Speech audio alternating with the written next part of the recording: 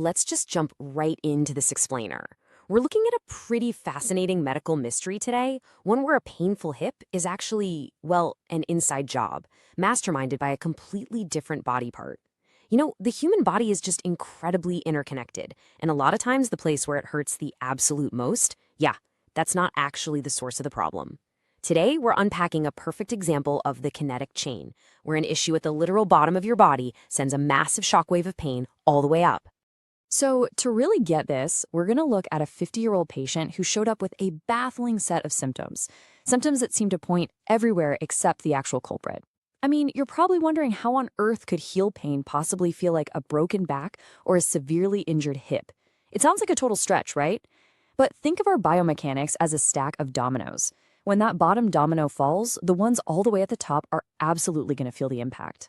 Let's take a look at the victims of this chain reaction. This patient is dealing with severe right groin pain, really sharp pain in the front of the thigh, and this deep, painful ache in the right flank.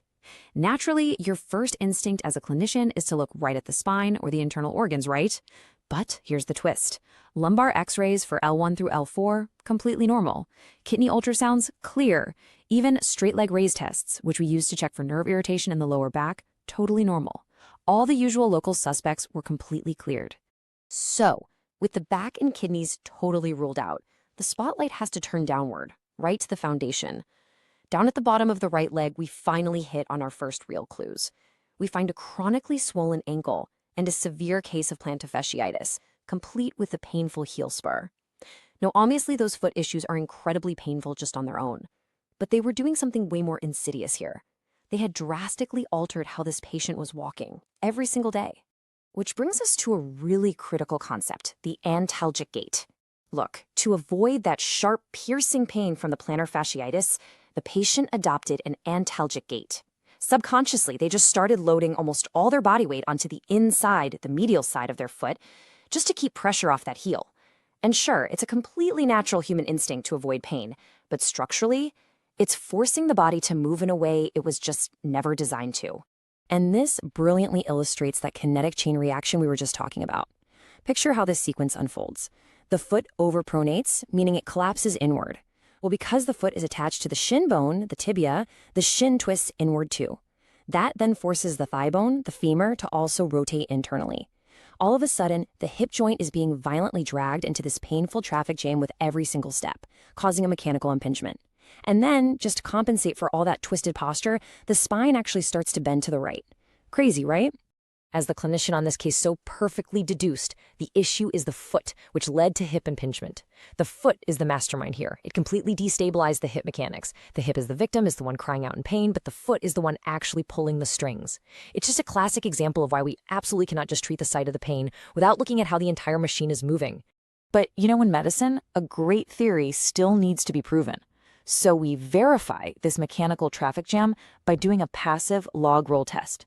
The patient lies flat, and we passively roll their leg inward into internal rotation.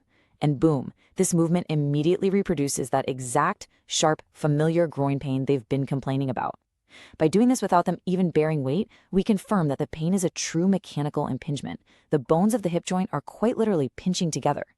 Okay, so that explains the hip, but what about that mysterious flank pain? Or the fact that the spine was physically bending to the right? Well, those are the accomplices. They are secondary muscular compensations, specifically a super tight iliopsoas muscle in the front of the hip and an overworked quadratus lumborum, or QL muscle, in the lower back. Because the patient is walking crooked just to avoid foot pain, these muscles are working in constant overdrive. They're seizing up in spasm and actively pulling the spine off to the side. Section 2, the suspect lineup, differentiating hip impingement from other pathologies.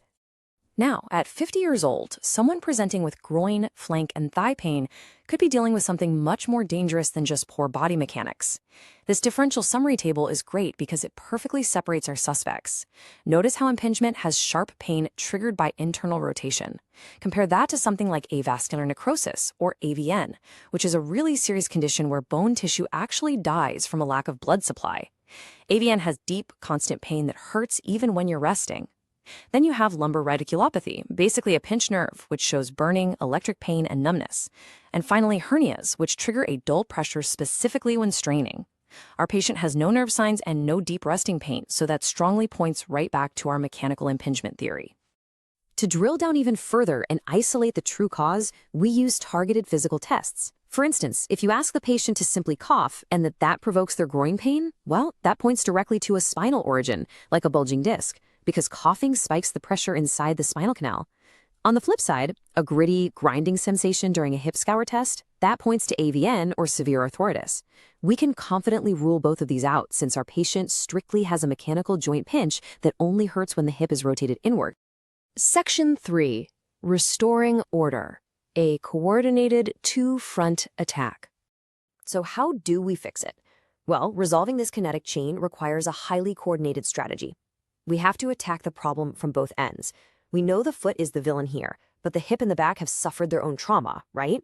They need to be rehabbed at the exact same time.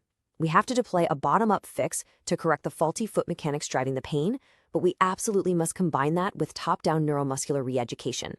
We've got to stabilize the pelvis and retrain those hip muscles that have basically forgotten how to do their job after limping for so long. Starting from the bottom up, we've got to rebuild that collapsed medial arch. We use intrinsic foot strengthening, things like short foot exercises and towel curls, to wake up those tiny little muscles in the foot. And for more immediate relief, we use temporary arch support, like low-dye taping. Taping the arch is amazing because it essentially proves our hypothesis right on the spot. By instantly stopping the foot from collapsing, we immediately stop the hip from being forced inward. It often gives the patient instant relief. Plus, we've got to mobilize that stiff ankle to get its normal range of motion back. Now, simultaneously from the top down, we have to regain control of that hip. We do this by strengthening the primary external rotators, your gluteus medius and maximus. Exercises like clamshells and bridges train these muscles to powerfully decelerate that inward femoral rotation when walking. They basically act as the brakes. We also use visual mirror feedback to teach the patient how to actually keep their pelvis level, which fixes that antalgic tilt they've developed over time. But to really support all this strengthening and retraining, we physically need to release the built-up tension in the body. Using manual therapy techniques like long axis distraction, which is essentially just gently pulling on the leg to create a tiny bit of space in the hip joint capsule, gives those pinched tissues room to breathe.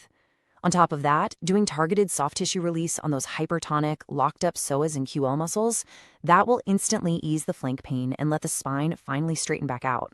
So you can see how this treatment builds progressively in 3 distinct phases. Step 1 is all about protection, using manual distraction, arch taping, and psoas release to calm those angry tissues down and just get the pain under control. Once the pain is manageable, we move right into step 2, loading. This is where we activate the muscles with those clamshells and short foot exercises. And finally, we arrive at step 3, function. Here we integrate everything into dynamic, real-world movements like step downs and single leg balance, making sure the kinetic chain is robust enough for everyday life. Through this entire process, patient education is just absolutely critical. Yes, we have to retrain their gait, but we also have to teach them how to sit and move during their day. They need to avoid provocative positions, specifically avoiding the C sign or the FADIR position, which stands for flexion, adduction, and internal rotation.